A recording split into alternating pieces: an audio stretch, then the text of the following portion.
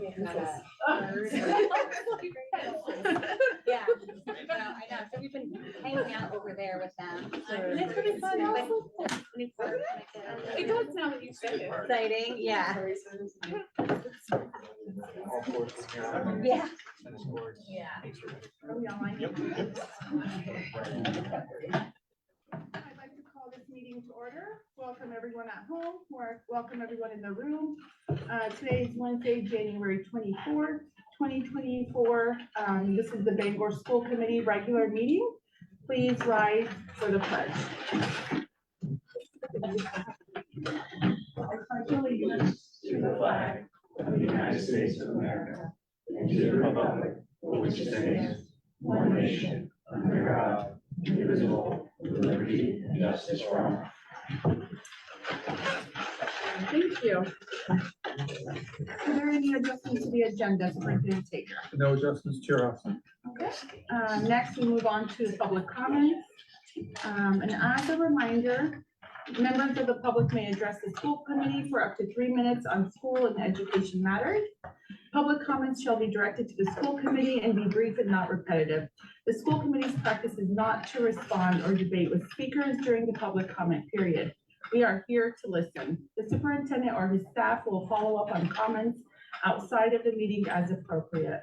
The committee will not permit profanity or shouting and request that the speakers be civil. Discussion of specific personnel or student matters and complaints concerning specific employees or students will not be allowed, but will be addressed through established policies and procedures. Before speaking, we encourage speakers to review school policy AC, which provides that the committee does not and will not discriminate nor tolerate discrimination against students or speakers on the basis of membership in a protected class. Speakers who share comments contrary to this policy will not be allowed to continue. Before starting, please state your name and place of residence. Do we have any public comments tonight? Okay. Seeing none, we move on to superintendent's proposals and updates. No action items tonight, but we have several informational items. The first one being the sneaks and deals. Superintendent Tager. Yes, this is something that we want to share, that one of our students made a sizable donation at the last meeting. We want to explain a little bit more about it. This student wants to be anonymous, but I'd like Principal Paul Butler will discuss Sneaks and Deals LLC, which is owned and run by a student at Bangor High School. We're real proud of the student. Yeah, so I'll do my best to honor the request for anonymity while in a way celebrating what was, I almost fell off my chair. I had a request to meet with a student, his current student, who wanted to make a donation to the school. I said, what were you thinking about? And he was talking about footwear. And then he said, I've got, it's called corporate social responsibility money that he recognized as part of the success of his business. To the amount of $7,500. I almost fell off my chair. He came up with some ideas about what he'd like to see done with the money.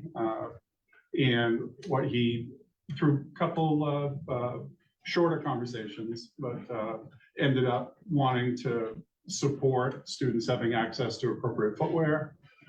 We had talked about, and I think it was recognized in donation at the committee meeting last time when the donation was accepted, that it's intended to run through the Children's Fund, which I think is probably a larger conversation than what can be had here tonight. But Children's Fund was a philanthropic arm, money raised in the interest of supporting students and giving alternative access or pots of funds for nurses, social workers, others who are in frontline contact, identifying and helping meet student needs, that there is a fund available for various things. But in this case, it made sense that the student wanted, in the interest of a very successful business, wanted to see it live out his donation through his corporation to the school and broadly to the young students. So we're working out some type of voucher system. There are a number of great vendors in the area, but want to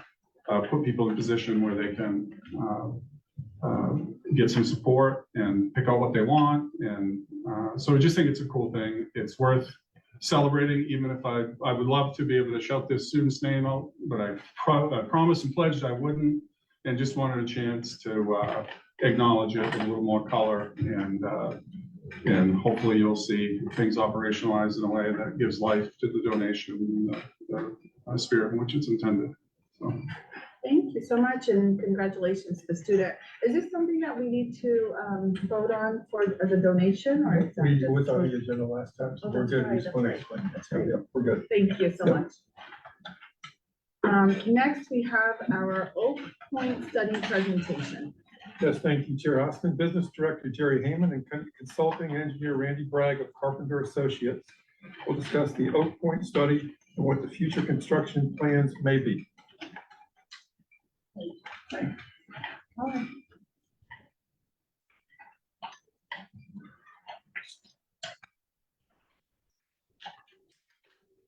Good evening.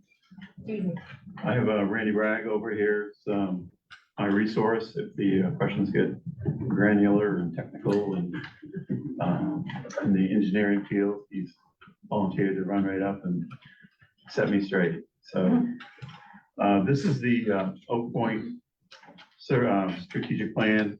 It was published in June of 2019 and is quite large, as you can see. And what it did was look at all 10 schools, analyze each one of them, and came up with recommendations for the schools and then for the school district as a whole.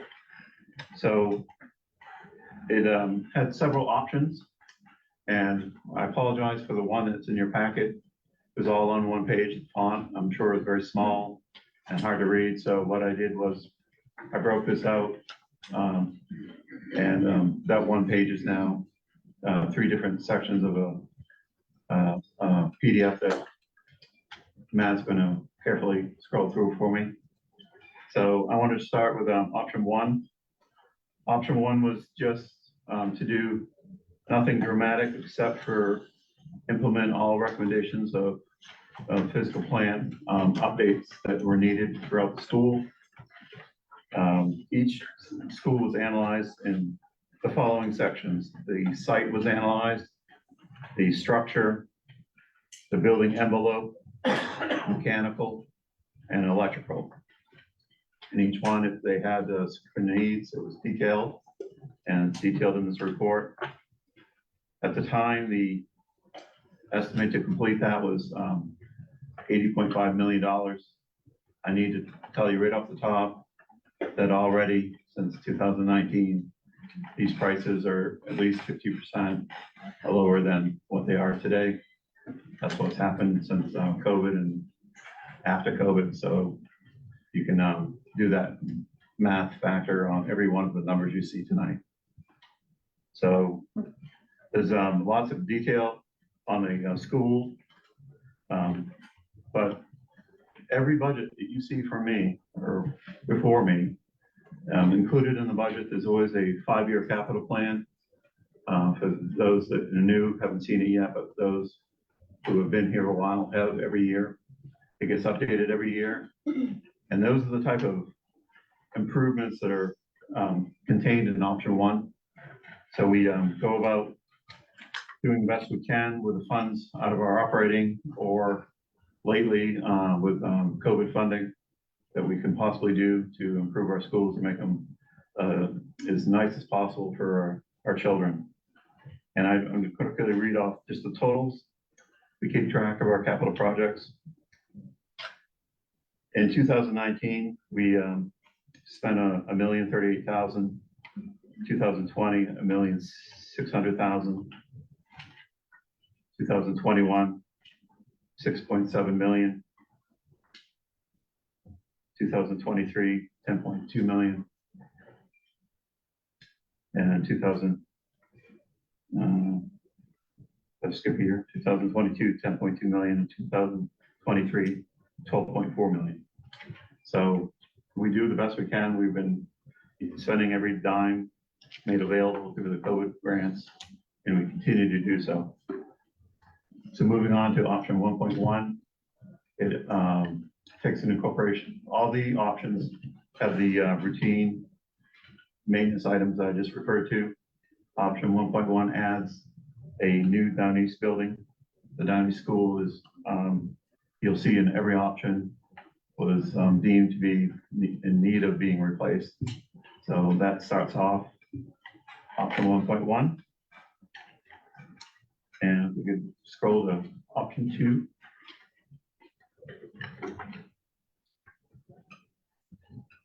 So I'll read these off for you. They were in your list. So option 2, and this is what was thought of back then. This is not what's thought of now. I'm going to read them off just as it's printed, and then I'm going to pivot and tell you what the current administration is thinking now. So back then, the option 2 had Abraham Lincoln School to reconfigure pre-K through 2. Of course, the Downey School, a new one. The 14th Street School was going to be discontinued, and the schools relocated to Vine and Doughty. The Fruit Street School was going to be renovated for pre-K through 2. Vine Street School renovated pre-K through 2, including the 14th Street students. The Mary Snow School was going to be discontinued. The 4th and 5th grades were going to relocate to the Doughty School. Fairmount School is going to be discontinued. The 4th and 5th graders were relocated to the Doughty School. The James S. Doughty School is going to be renovated 3 through 5 elementary for the entire district. The William Cohen School is going to be renovated, and it's going to be the 6 through 8 middle school for the entire district. Bangor High School was going to be renovated and remain the high school. Cameron Stadium, there's confusion on this. Cameron Stadium was going to be constructed at the Griffin Road site with an 8-lane track. And as you know, we chose to renovate Cameron Stadium where it is with an 8-lane track and a new field. Option 2 had a new maintenance storage facility at that Griffin Road site. And of course, all the routine renovations in our 5-year plan were going to be done. So moving on to option 3. A lot of these were already stated in option 2, so I'll read them fairly quickly. The Abraham Lincoln was once again going to be reconfigured for K through 2. Downey's, no matter which option, was going to be redone. 14th Street School was going to be, in this option, was going to be renovated pre-K through 2, including the Vine Street students. Fruit Street School was going to be renovated for pre-K through 2. Vine Street was going to be renovated. 3rd grade students for the district were going to be located. Mary Snow School was going to be discontinued again, and the students relocated to Doughty. The same with Fairmount, it's going to be discontinued. The Doughty School, once again, was going to be renovated for district-wide 4 and 5. Cohen, once again, renovated district-wide 6 through 8. Bangor High was going to receive renovations and remain the high school. Cameron Stadium was going to remain built at Griffin Road. The maintenance facility was also going to be at Griffin Road, and the routine renovations were going to be done. And I think I have a map at the back of this to show you Griffin Road. That's the first one, and the piece in orange is the maintenance building. You can see a little bit of the athletic build out on the right side of that slide. And you can see the one on the left is the firehouse on Griffin Road. A lot of you are familiar with. And the next one looks more just at the athletic layout.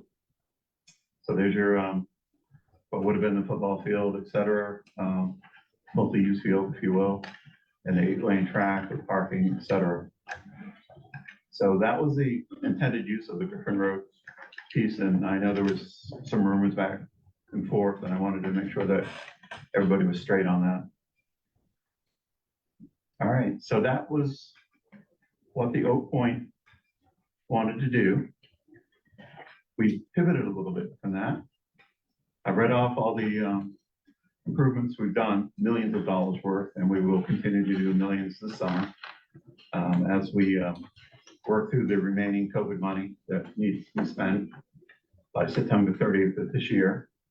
I think on my list this year is partial air quality improvements on both Cohen and Doughty this summer. We're going to finish the HVAC project we have here for the science wing at Bangor High. We need to finish the air quality project at Downey's and the air quality project at Abraham Lincoln. So that's sort of a short list of what's going on this summer. So getting back to the Oak Point, current administration would like to sort of remain with our east-west philosophy that we've been doing for years. And the current thought is to, as option 2 and 3 stated, discontinue use of Fairmount and Mary Snow and relocate those children to a wing addition on both Doughty and Cohen schools. And of course, as in every option on here, the Downey school is in desperate need of replacement. So it's a 3-prong approach by the current administration: a wing on Doughty, wing on Cohen, and a new Downey school. So in a nutshell, that's currently what the thinking is. Now, unfortunately, we have a shorter window than I would like. We've found out through some discussions that the application for statewide construction will be released at the end of this month.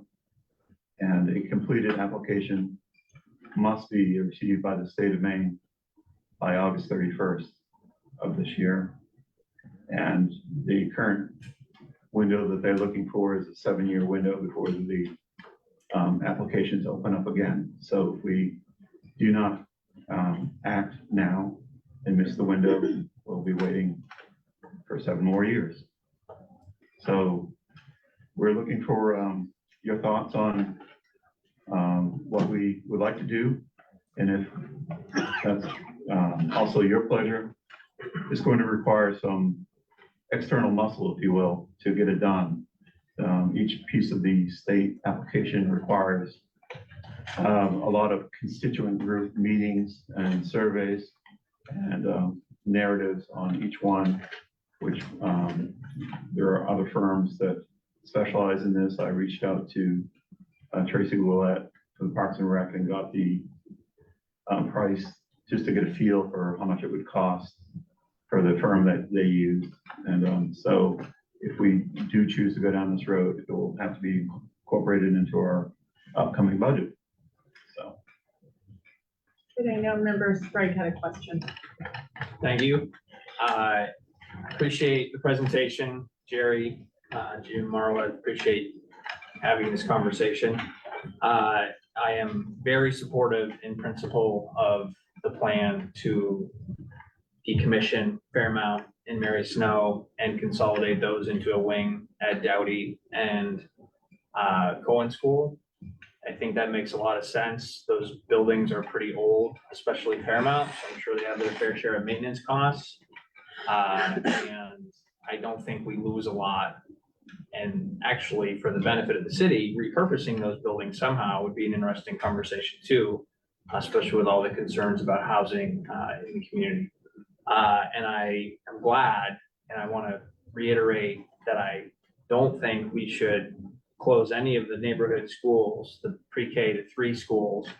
It's probably not the absolute most efficient layout of schools, but it's part of the culture. It's part of the recipe, the secret sauce that makes the Bangor School Department so special to people, is having those small neighborhood schools that people can walk to, or the parents know where their kid is. It's a smaller school, because Bangor is a big school department for the state of Maine. So to have the small aspect, especially when the kids are young, I think is very important. So I'm glad that administration is in line with that sentiment. I imagine the timeline to ultimately build those wings is pretty lengthy. So I think the kids that will go to those wings probably not even born yet right now. So it's a worthy conversation. I would challenge ourselves to have a very public conversation about this and not be restrained and not hold back, because this is very interesting to people and they want to have a voice in it, and we should welcome that voice. And for parents right now who might be concerned, well, if their kid's already in the school system, it's not really going to affect them. It's further down the line. So I think that this is a very winning plan and a good idea that the community will ultimately endorse. The one question I had was on the future of the Griffin Road parcel, because that, of course, came up in that last workshop we had with the city. And I will admit I was concerned and upset a little bit at the tone of the article in the Bangor Daily News, saying that was the likely site of the future Parks and Rec Center, because I did not feel that we indicated to them that it was a done deal at that last workshop. I didn't even think we gave them as much of a lukewarm indication that we were inclined to do that. The full conversation of the future of the Griffin Road site is dependent on what the school department might want to do with that. And as I had mentioned at that meeting, I had always thought that the vision was that that was the site of a future high school. Now, maybe it's not, maybe the parcel is not the right size or what, but I think the community, many people believe that. It's been signaled in different ways over the years. And there was certainly some positive response to the idea of a new Parks and Rec facility. I think we all felt pretty good about that, but I don't support it in that location. But I also have this notion that it's a future high school site. So I'll be interested if there's any clarification now or in the future about what the school department might otherwise do with that parcel. Because I'm not inclined to let the city have it. I'll let Superintendent Tigger answer that. Yeah, I think that, the plan you just saw from Oak Point 2019, that it was not a plan to have a school there. I've talked to Principal Butler as well, and from what I understand, it's not big enough for a high school. So if we were to think about it for another school, it would not be a high school. And I too would agree with you that at that workshop, that I think the school committee and myself all believe that we are in a listening mode, and we certainly have not made a commitment, and you would be obviously the key players on that commitment. And I would also say that the article did mention that there were other sites as well. I read that to be that was their preferred site, but by no means do I believe anybody in this room committed to that. The language in the BDN article says the likely site, Right. which is a step beyond the preferred site. So I was upset about the likely term. But I think it would be worth another conversation about whether that Griffin Road site is large enough for a high school. I'm not an engineer or architect by any means, but there's a lot of land there. And it's such a crucial question because I think that would be an excellent site for high school. Now, I know that the high school funding is probably 15 to 20 years out at least, so that's even further down the road.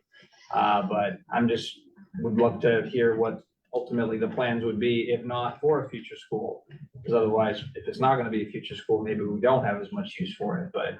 Every plan in Oak Point said renovation of the high school, but I think we do have Randy Bragg here, our engineer. Randy, could you tell us if that land is even big enough for a high school? My understanding was no, but if I'm wrong, tell me I'm wrong. If I'm right, tell me I'm right.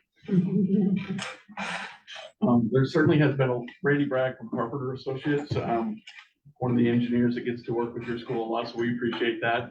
And we've looked at that site for a long time for various reasons.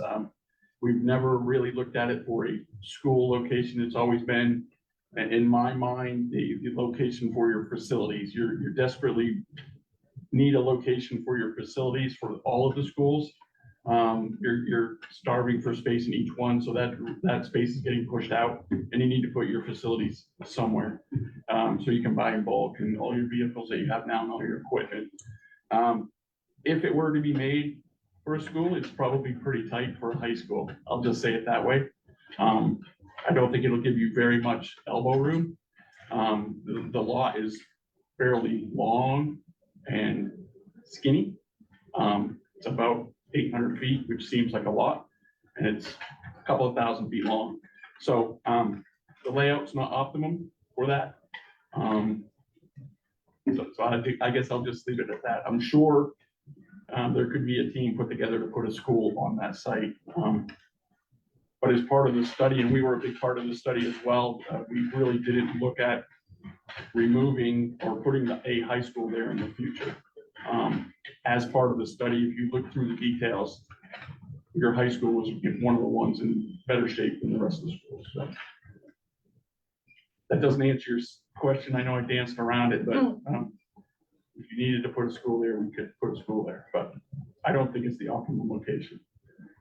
You have to think about, there's a different mentality with drop off, pickup now, bus routes, parents dropping off and picking up, those have to be separated now. It takes a lot more space to do those things. I think a lot of your athletic fields will not be adjoined to your school, and maybe stay here, that kind of thing. So all of those have to be factored in. Member Perry, did you have a question? Oh, yes. This might be too early for these questions, but you mentioned the discontinuation of Mayor's Snow School and Fairmont School and both plans two or options 2 and 3.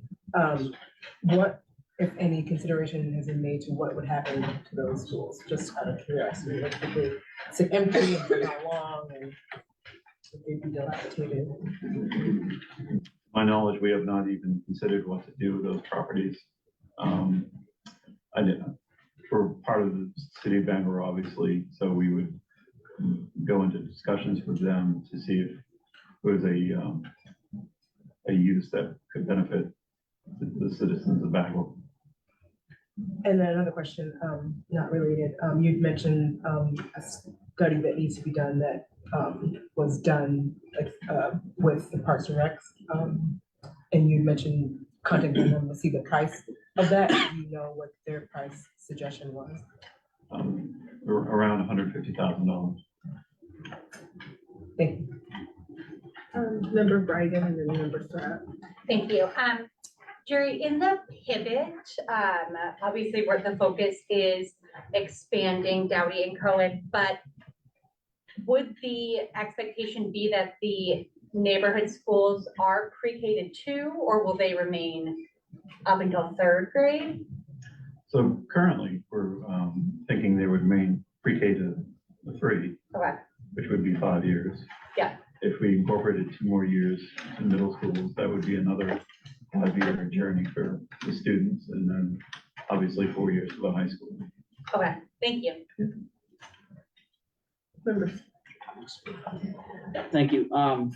Well, first I'll say I'm very supportive of an application before August 31st. I think it would be a tragedy if we had to wait another 7 years.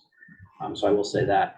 I have just a couple of questions, and the first one, I'm just interested, you mentioned the pivot and administration has landed on this separate option. I'd be interested to hear sort of the rationale and sort of what were the conversations that went on that led you to this. I think a lot of it, well, there's a couple things. I think, first of all, you look at the condition of the 2 schools, about 100 years old, and this is year 3 for me, and I've learned a lot of things, but one thing I've learned is people love their neighborhood schools. I think I've seen even more of that with the addition of full-time pre-K and this notion where students can stay in a school for 5 years. And to kind of, another thing that does appeal to me is having a longer period at the middle school, although they would be separate schools. So if you were to ask me today, this is something that would happen minimally in 7 years, likely 10 years. I would see a separate school within a school with a principal, so you can still continue the services that students are receiving at the 4th and 5th grade. It does open some more things like mentoring. But I think the main thing that I would tell you that, and the reason we would go through the study, which the quote was 150,000, is to have the entire community weigh in. We want to hear everybody's opinion on this.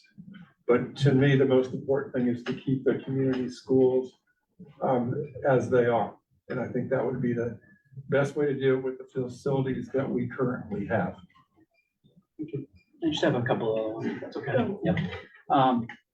So it's mentioned, that all of the PK3 schools will be renovated with the exception of Abraham Lincoln, where it just says reconfigured is. So there won't be renovations to the Abraham Lincoln School. Am I understanding that correctly?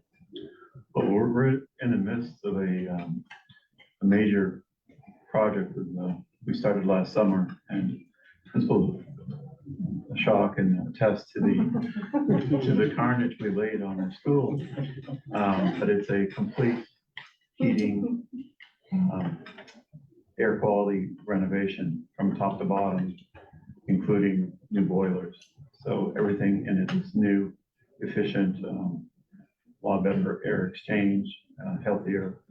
And of course, with new boilers, you get efficiency in heating, et cetera. So there's been a lot that's gone on with that school internally. We also, as part of that project, it was all new ceiling tiles and all new LED lights. We're part of that project already.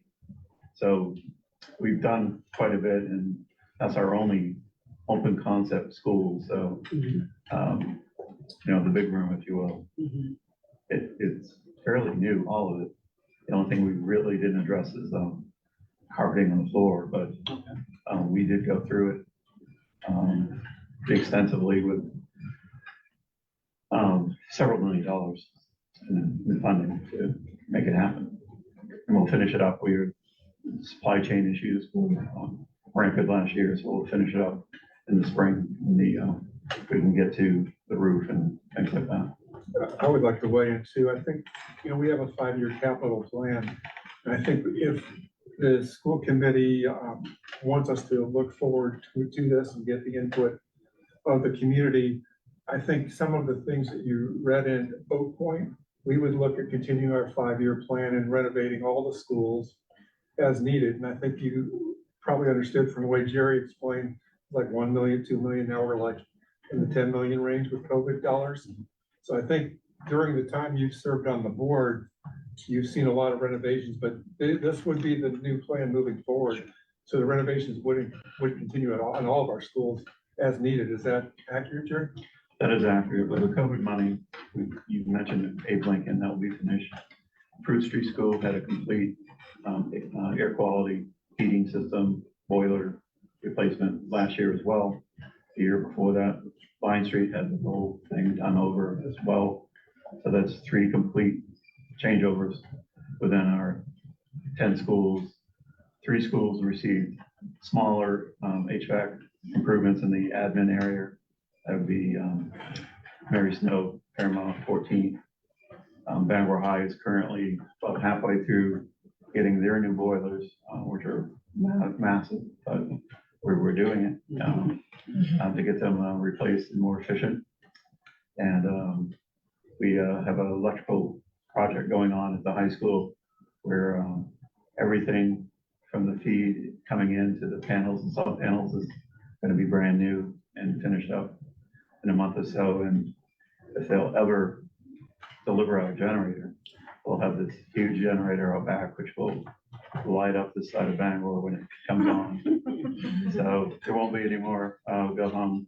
We can't have school in Bangor High. It will light up everything. So we're continuing trying to do as much as possible with the dollars available until they run out. And I'll just finish quickly with just a comment. I'm supportive of the high level aspects of this plan. I particularly maintaining the PK3 schools, closing the 4-5 schools and shuttling those students to what are now the middle schools. Thank you. So member Jandro, member Brighton, and member Sprague also have questions. I'll try to keep it brief. So one, the call to keep the neighborhood schools is really important. When I moved back to the area, it was one of the reasons we picked Bangor over other places. So I'm glad that that's in the plan. This is putting the cart way before the horse. I know that, but when we say replacing the Downey school, what does that logistically look like for the kids who go to the Downey school? Where do they go? Especially for replacing a building on the same site. The Downey site has a lot of land with it. So the replacement school would actually be relocated behind the school. Okay.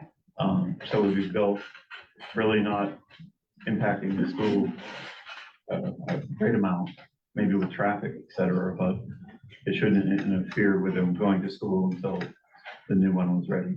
Excellent. That was my primary concern. We think about like the continuity of education and making sure things aren't disrupted. I was just like in my brain to figure out how that would work. I didn't realize the site was that large. It So is thank large. you. Member Bryden. Thank you. Just one more quick question, Jerry. Thank you so much for being so patient with all of our questions. I'm interested if you know about the application in terms of, you said the stakeholder involvement, wanting to get that community feedback. Is it truly, you think, getting feedback from the community on what they think? What do you expect those stakeholders' involvement to look like? Well, the state wants you to basically engage every possible constituent group, from parents to students, to community members, to staff, to everybody you can possibly think of as this subgroup, to get their feedback on what they should, what should happen. Okay, and that's part submitted with the application? It is, it's a requirement, as far as we had a long discussion with our grant writer, and she was quite clear that that's a requirement. Is the application, you said it's available It's to view online, yes. It's available now, but it's, Well, no, the requirements in the process and what's required. Now, the application itself to fill out, I'm told, will be made available at the end of January. okay. Thank you very much. I think it's been posted. It's been posted. Yeah. Okay. Ready. Thank you. Just recently, Stay a minute. like maybe this morning. Well, there you have it. It's been Yeah, posted. right. Been posted this morning. Yes, so because we were talking about adding an addition to Dowdy, added addition to Cohen, adding a new school down east. That's 3 different applications technically. And there'll be, 3 different constituent groups, 3 different applications, 3 different scoring systems. Yes, it won't be all at once. And then if you were wondering, Bangor has never applied for state funding before. This would be the first time. Thank you. Yeah. Yeah, I appreciate that. I'm very positive on all this, so I don't want to come across as a curmudgeon, but $150,000, if that is the price tag, is way too much. It's just way too much. Like we can, I would like to see us flex our internal muscle a little bit to survey our own people. And are we not elected by the community to give guidance ourselves as elected officials to represent the community in some ways? With all the budgetary pressures we have, I just don't think $150,000 makes sense, even though I know it's part of the process and I know it's a box you have to check. I would love to see if there's communities that have done it internally so we can save that money. In my opinion, the city's just gotten too reliant on outside consultants, and they've used a lot of money on outside consultants instead of flexing internal muscle on it. We know the community pretty well, and we could put together all the forums and small groups and things you need with all the different constituent groups, I feel. But other than that, I'm really proud.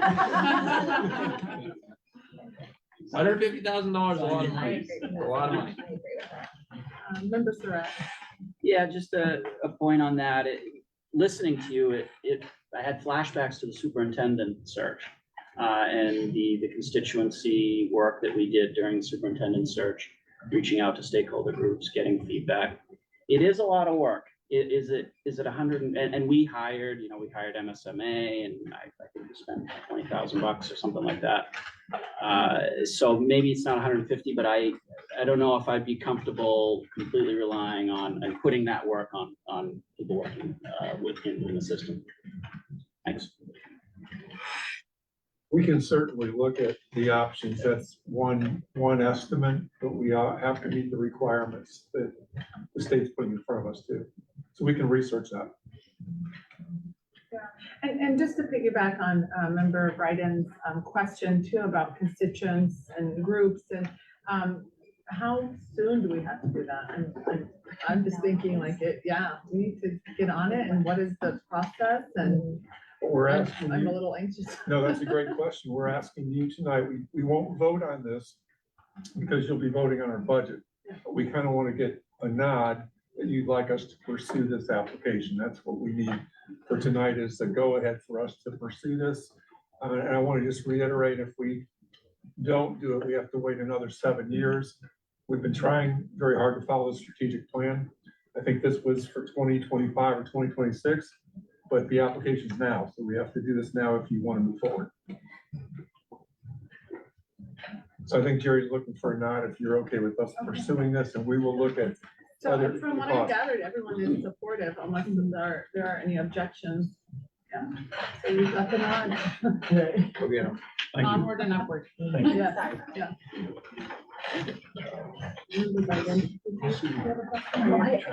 Thanks, Jerry. I have a question, but, Oh, But I don't think you did. I think I don't know. okay. I have a question, but I don't know if you were gonna answer it or not. But Oh, just, go ahead. you mentioned that we had pursued this funding before, and I was wondering why that was. I do not know. I have 4 years experience here. I'm not sure what happened before.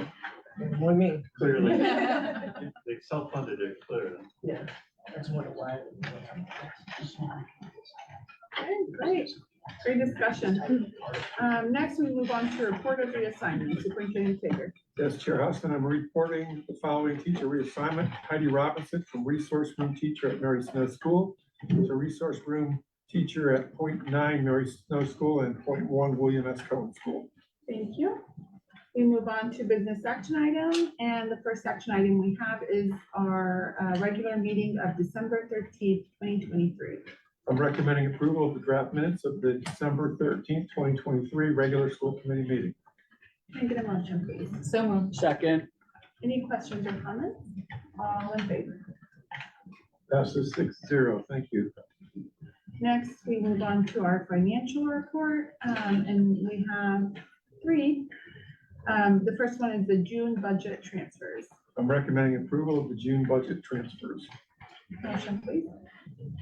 So moved. second, Any questions or comments? All in favor? 6-0. This setup is better. I can see the votes.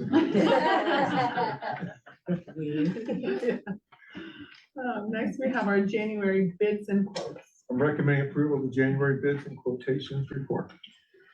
Motion, please. So moved. Second. Any questions or comments on those? All in favor? 6-0. Thank you.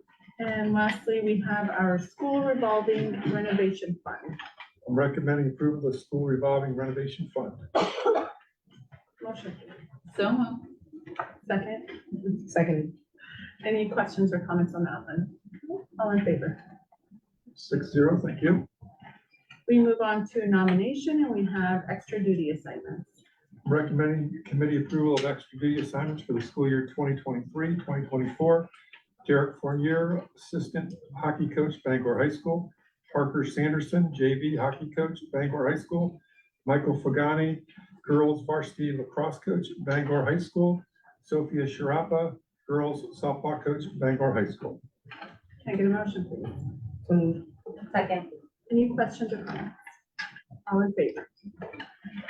Passes 6-0. Thank you. Next, member Sprague will give us our donations. Thank you to Line Street School from Bangor Savings Bank, clothes and snacks to support students having a total dollar value of $500. To Vine Street School from the Charleston Church, winter coats for students having a total dollar value of $540. To Downey School from Bangor Savings Bank, snacks to support students having a total dollar value of $300. To Downey School from Box Tops for Kids, cash donation having a total dollar value of $209.10. Gratitude, move acceptance. second, Any questions, comments? All in favor? Thank you so much. 6-0. We move to introduction items, and we have several first reading of revised policies, and may we take them together, please? Sure. I'm recommending first reading of revised policy ICA 2024-2025 calendar. revised policy IIA, selection of instructional and library media materials, revised policy JEA, compulsory attendance, revised policy JEAA, student attendance, student absences and tardiness, revised policy JECA, admission of resident students, revised policy JECB, non-resident students, revised policy JEFA, closed campus secondary schools, revised policy JICIA, weapons, violence, and school safety. Can I get a motion, please? Someone, Second. any questions or comments on any of the policies?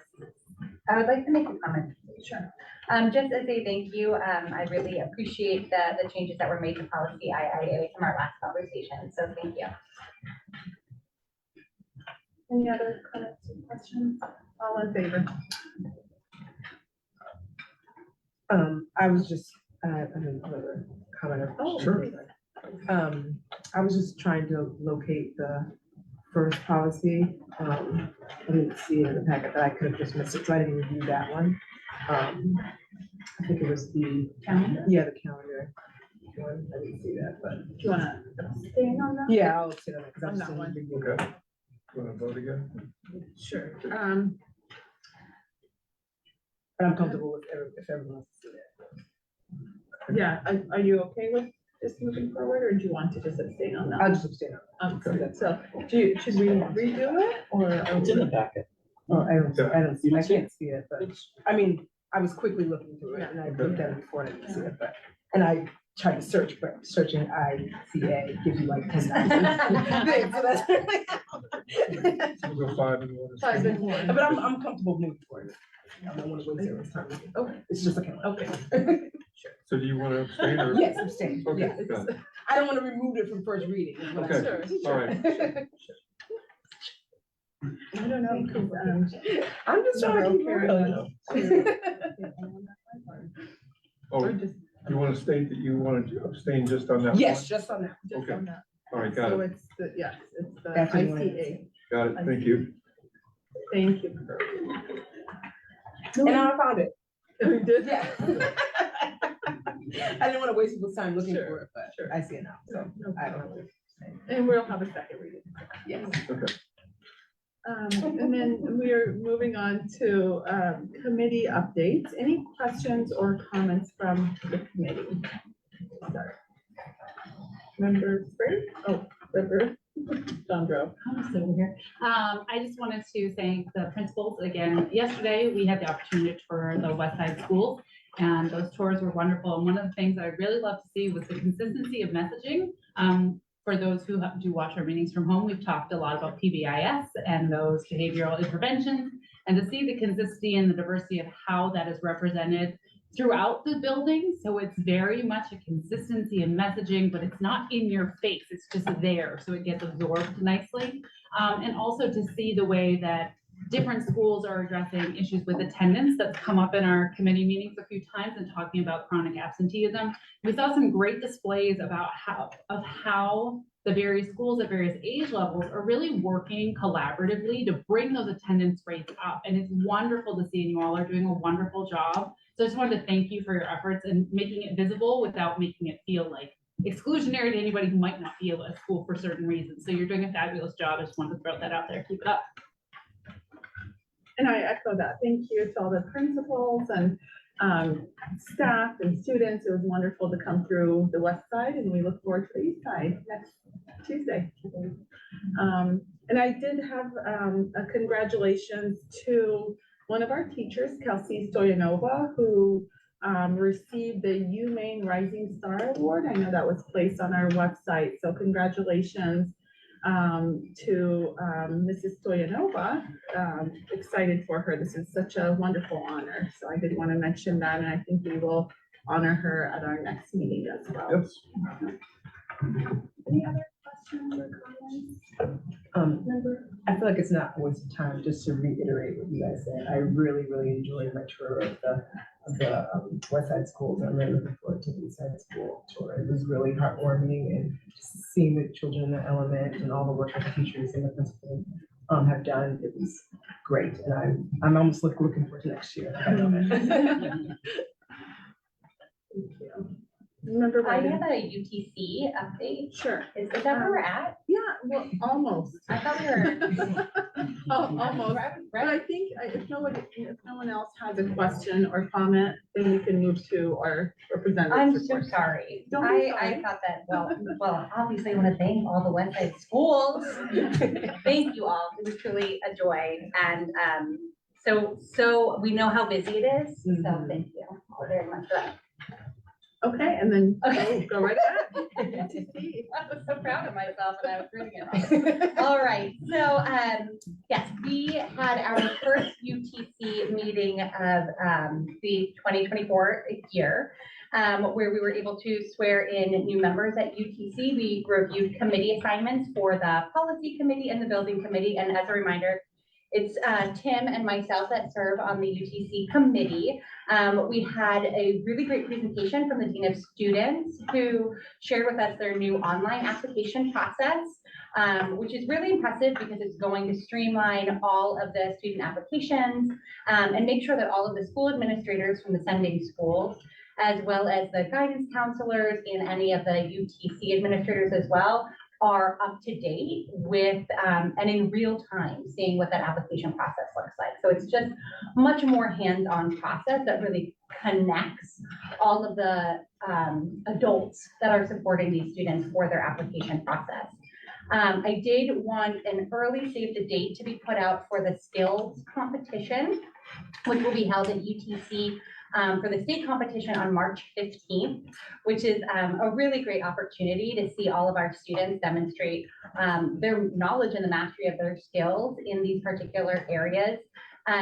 We were told that we would get actual invitation pieces to be able to share with the board at a later date, but it's a Saturday, and I recommend if you're able to save that date now, it's going to be a really neat competition to see our students going up against every other CTE student in the state in their areas of expertise.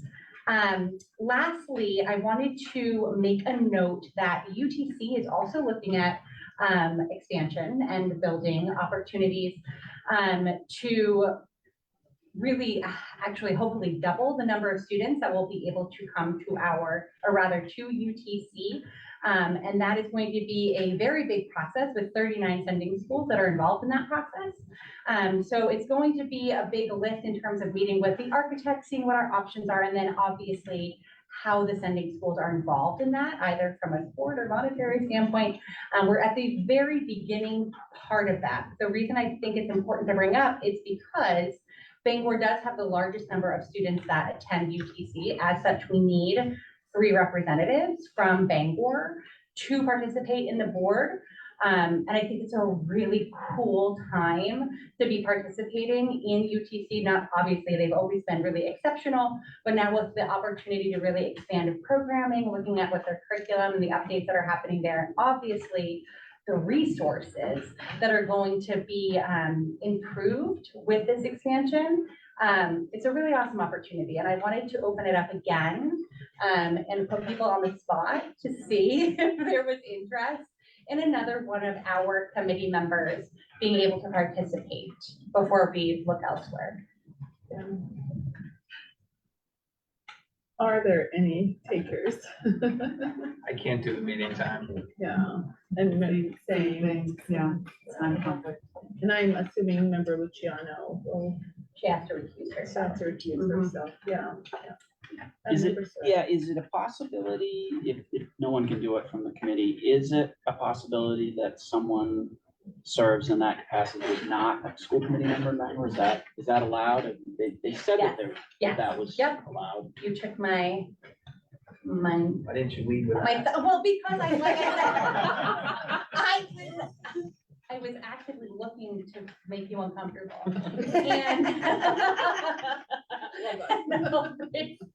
But yes, to member Surratt's point, it does not need to be a school committee member. The report out is the expectation that Tim and I can cover that piece of it. There is the opportunity to identify someone in the community that could participate, which I'm excited about. I think that should be a further conversation for our committee to really identify who that person can be to ensure that it's someone I get really excited thinking about the person that this could be. Just given all of the alum that we have in the area that obviously have a lot of great experience and feedback to say on the school. Especially as we're looking, like I said before, to change the way that this school is really gonna operate in Bangor. So I'm wondering if we can table this conversation or discussion for the retreat, and maybe we can, have a discussion about who we think or who we would like to invite. Sure. Absolutely. If I could, all set? It depends what you're gonna say. Well, go ahead, no, you finish. No, I can stop. No, the only thing I wanted to add, I thought this was kind of touching. Director Peterson mentioned that the windstorm on December 18th was really tough, really difficult for many of the students, particularly leading into the holidays. And she mentioned that the faculty really rallied and the students really rallied to support each other socially and emotionally. And so I just wanted to mention that. Thank you, Member Strike, because that is so valuable. And that was really touching just to see how they all pivoted. And to that point, I was so moved that I talked to a lot of our principals about it. And I just want to say across the board, I'm so impressed and proud of how many, like all of our administrators pivoted that week when so many students were without power. It was the week before the holidays. They made a really great point to demonstrate leading up to the holidays is hard at that school regardless, just because there's so much transition. But I know that's true of all of our schools. And I thank the principals and all of our administrators for just being so flexible and sort of seeing the joy and presence in that moment when it was such a hard time. So thank you all. And I'm sorry I can't make eye contact with you. Thank you, Member Brighton and Member Surratt. Do we have any other reports? I know not from Member Jondro. Member O'Carey, I know we just had a DEIB advisory committee.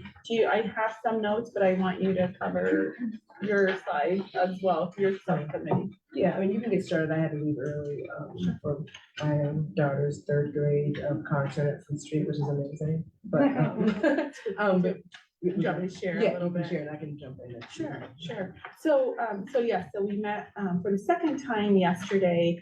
Really kind of broke out into our subcommittees. Again, we have the Mental Health Advisory Committee that we brought in under the DEIB umbrella.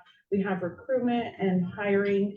And Member O'Carey will talk a little bit more about that. That's, her subcommittee that she really has been a big part of even prior to her joining the school committee. So I will allow her, or I will give her the opportunity to talk about that one. And then also PD for professional development. So those are the three subcommittees within the DEIB advisory committee. So it was a wonderful committee meeting yesterday.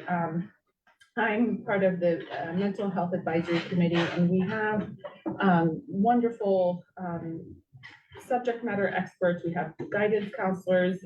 Our school psychologist is part of this overall committee and subcommittee. We have mental health therapists. We have clinical psychologists as well, Claire Mundell, a student representative with us. And so we talked a lot about our health clinics at the middle schools and the urgency in that as well. We're excited to really talk to city councilors about the need and really kind of listening to the voices of our students and mental health experts and relaying the information to our to city council. And then also support groups, what those would look like. And then also the MIAS report, we just got the results, and that will be shared with our the DEIB advisory and mental health group as well. And our school psychologist will attend a trauma-informed practice conference, and she's excited to bring all of that information to our administrators and faculty and staff. And so wonderful meeting yesterday. And then we, as a group, we came back together, and I think we are going to try to come up with one project, like an annual report that will be presented to not only the school committee, but also to the public eventually. So Member O'Carey, do you want to touch on the recruitment Sure. In that committee, we focused on discussing ways to utilize just an amount of COVID funds that we could use to recruit and retain a larger swath of staff at in Bangor schools. So we talked about the ability of hiring a consultant to advise us, because our subcommittee was talking about the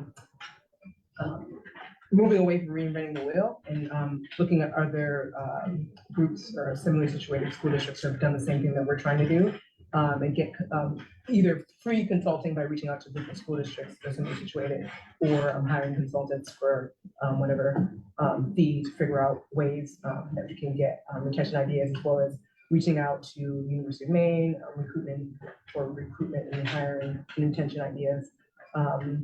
Applying technology for applications, specifically, there was mention that there was several applications, especially for non-faculty staff levels, where they start that online application and they don't finish it, and figuring out why that is, and if there's other ways to make it more accessible for people to finish their application. Partnering with other districts in Maine for hiring,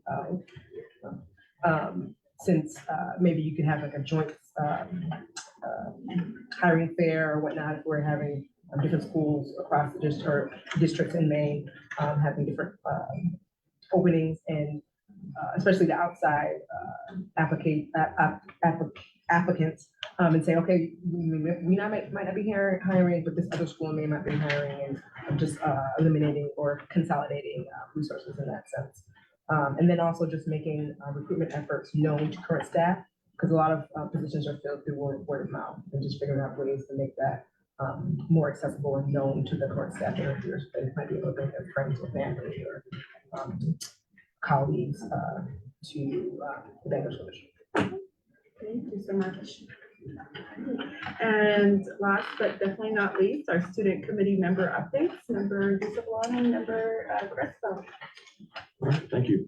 We just broke into the second semester, so we're officially halfway through the year. Everybody survived the terms okay? All right, agree with that. Today, Bangor High School students took the ASVAB, which is the test that's used by the Armed Services to determine what careers that applicants are eligible for. It's generally, that's what it's geared towards, but it's also taken by people who don't have that intention of enlisting, because it gives you the ability to look at, hey, maybe I scored really well on the mechanical portion of the test, but not so well on the work knowledge portion.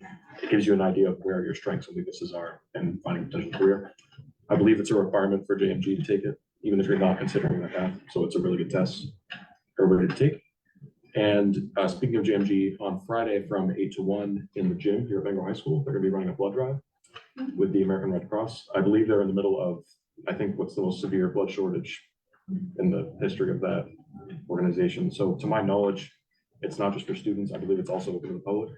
So if that's something people are interested in, you can go to the Red Cross website to sign up. And we also have a couple of updates. The annual Phil the Alphon game will be in the Alphon Arena this coming Friday, the 26th, and it begins at 7:30. Tickets are on sale for $5 each. The hockey team is in first place right now, so we're looking forward to an exciting game. We're also in the process of selecting new student ambassadors for Bangor High School. So it's a program where 8th graders come up to the school and spend just about half the day here with another student in the high school. And lastly, we're starting up the karaoke club, which starts tomorrow, January 25th. Are you excited? That's students only.